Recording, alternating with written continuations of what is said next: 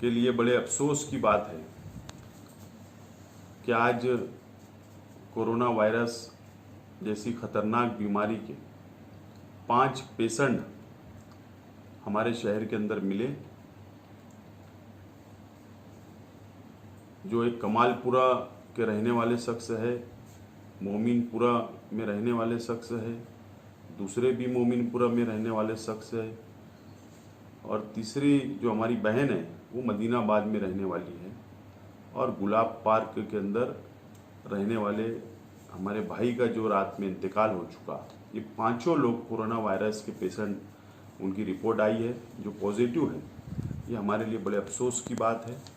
कई दिनों से पुलिस प्रशासन, म्यूनिसिपल कॉरपोरेशन, महसूल डिपार्टमेंट, प्रांत ऑफिसर, हेल्थ डिपार्टमेंट, ये सभी और सभी सियासी पार्टियां, दीनी तंजीमें मालेगांव शहर की आवाम से अपील कर रही है कि आप लोग अपने घरों में रहो।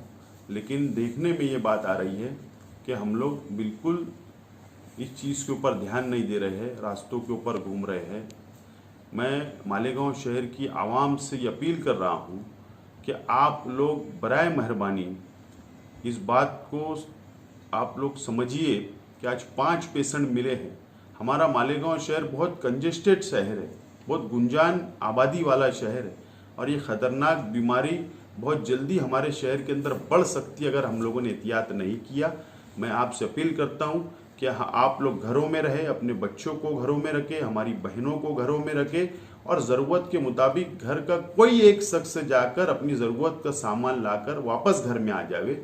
इसका यही इलाज है और हम जब भी मुकाबला कर सकते हैं। मैं अपील करता हूं कि आप लोग इसके ऊपर तवज्जो दें। और कल शब बारात है, लेकिन उसके बावजूद भी हमको घरों में रहकर इबादत करना है, नमाज पढ़नी है, कब्रिस्तान ना जाए, रास्ते पे ना घूमे। मैं यही अपील आप लोगों से करता हूँ।